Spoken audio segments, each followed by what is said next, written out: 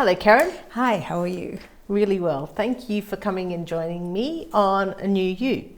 Now, you work at a remarkable organisation called Path of the Horse. Correct. Which is equine therapy. Yes. I'd like you to tell me about how you reached the place that you are in now, and maybe share a little bit about the worth and the benefit that horses bring to people dealing with psychosocial and neurodiversity. Okay, so this is my second career, social work and counselling. So I've been within the industry for about 25 years actually, but I've always done volunteer work as well and worked in animal care as well. So I applied to be a volunteer at Path of the Horse and got offered a job second day I was there. So I've been there now almost 12 months now. Equine therapy, or it's actually now known as animal assisted therapy, has been around for many, many years. Since the dawn of time, someone would say. Yes, true. NDIS support animal assisted therapy, and people who are neurodiverse do well with it. Horses are incredible animals. They are very similar to us in terms of they have the same fight-flight system, the same sort of physiological response to stress or trauma, and they feel pain, they feel all of the feelings really that we feel. So they're very similar, but they're very helpful to people. If I stand next to a horse, I feel better, my mental health improves, my heart rate and blood pressure go down as well. And we learn about ourselves through watching a horse. So they're like a mirror to us. If I walk into a field and I'm angry, the horse will know that I'm angry, it will sense my feeling and give it back to me. So give you back anger? Yes, yes. As in bite or kick out at me if I'm too close to the horse. So I need to be watchful and move away from the horse. If I am angry, I need to calm myself down before I present myself to the horse. Wow, that makes me think about wartime situations Yes. and what that would have been like for the horses. Absolutely. Like to be so connected to people in mortal fear. Yes, yes. Wow. Yeah. That's something that just came out of the blue just then. Yeah. Well, there's actually a famous picture or painting which is of Sir William Bridges, and he was at Gallipoli and his horse was Sandy, and Sandy was the only horse brought back from Gallipoli to Australia, because when Sir Bridges was hit in the leg, he actually died, and the horse tried to drag Sir William Bridges away from where it was dangerous. Most amazing horse, and they were a partnership. Wow. So it's a very famous horse, very famous story. So let me know how specifically, how do the horses help people with neurodiverse needs? Yeah, so basically it's about emotional regulation. So somebody that's going near a horse needs to look at what they're bringing to that horse. So if I am upset, I need to calm myself down via my breathing before I walk up to a horse, because they sense my feelings. And so if I'm angry, it's not a good way to go to that horse at that point. I can calm down by looking at their body language and also their breathing when they breathe. If I breathe at the same time, I can calm myself down as well.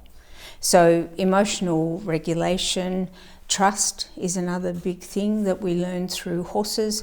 I have to trust a horse to stand next to a horse, and the horse has to trust me that I'm not going to hurt it as well. So we develop trust together. Calming down in the moment's important as well.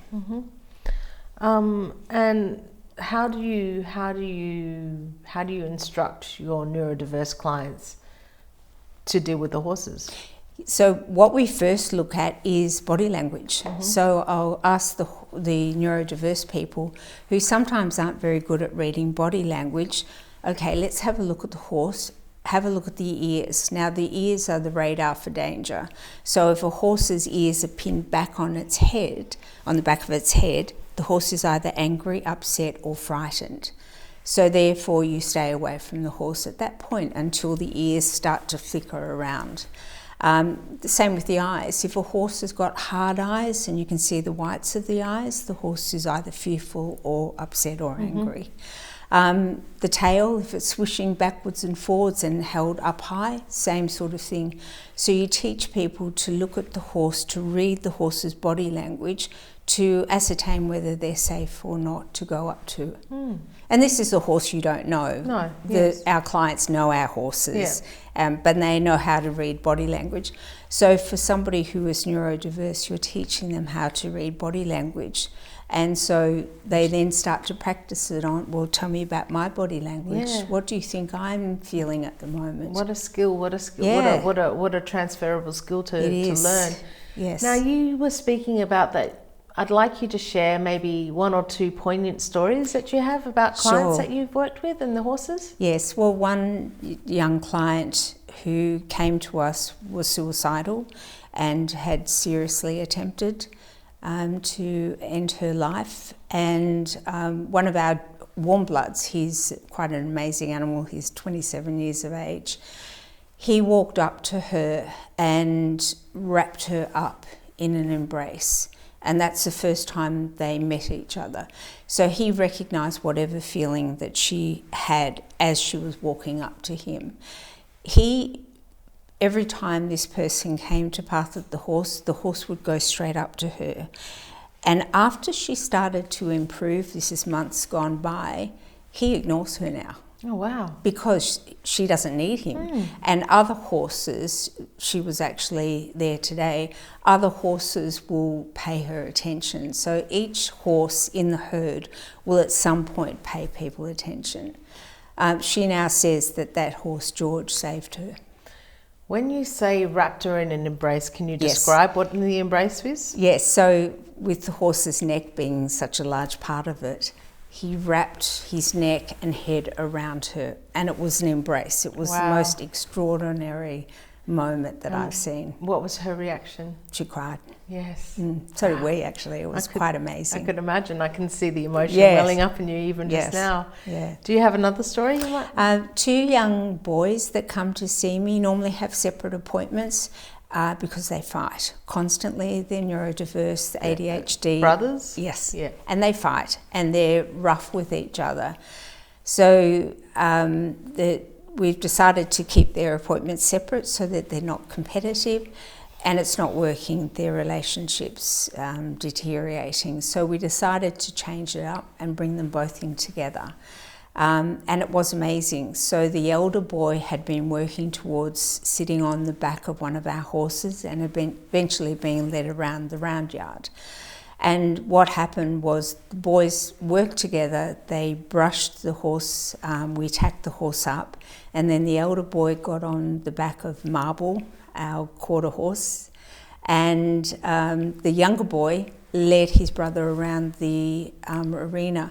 Now, it was amazing because trust is the foundation of any relationship. Mm-hmm. You know, relationship is like a house. The foundations are what keeps the house up. So the fact that both boys trusted each other, the younger boy that was leading his brother was calm, sensible and safe as he led the horse, and the one who was on top of Marble was the same. So they worked together, they put their differences aside, they weren't competing, only one of them rode because one of them had worked towards that. And they worked together and they trusted each other, trusted the horse, and the horse trusted them. Brilliant. So had you done work with horses before coming into work at Path of the Horse? Not in a therapy sense. I used to work at a bank actually in their wellbeing section before I came here. But I've worked in horse rescue where horses are mistreated, not fed, neglected. And so it's like a refeeding program. I worked there for a while. Wow, so it must be such a trip to go from that sort of Yes. that sort of rehabilitative Yes. position to one in which the horses are revered and, Yes. and cared for Yes. deeply. Yes, and you can see the difference. Our horses are spoilt and they're well looked after. They're fat. And they're fat, yes, they're fat. And 3 of them are on diets. So they're well looked after. There's no need for them to be aggressive over their food. Whereas in the rescue area, yes, the horses are not as predictable because they've always had to fight for their food. Yes. So there's a big difference. Wow. So what sort of background do the horses at Path of the Horse come from? Well, Dean, who's the owner, chairman of Path of the Horse, is a veteran, and so he sees a lot of veterans. So quite a few have come from veterans that have donated them. A couple of people have given him horses, and he's had some, 2 of the females he's had since they were young. So he's had them for many, many years, and they've grown up with him. So equine therapy, animal assisted therapy, is an amazing way for people to experience therapy. You don't sit in a room, 4 walls, you're out in nature, which has been shown by studies to be very powerful in terms of helping people's mental health. The animals are incredible. They see a person.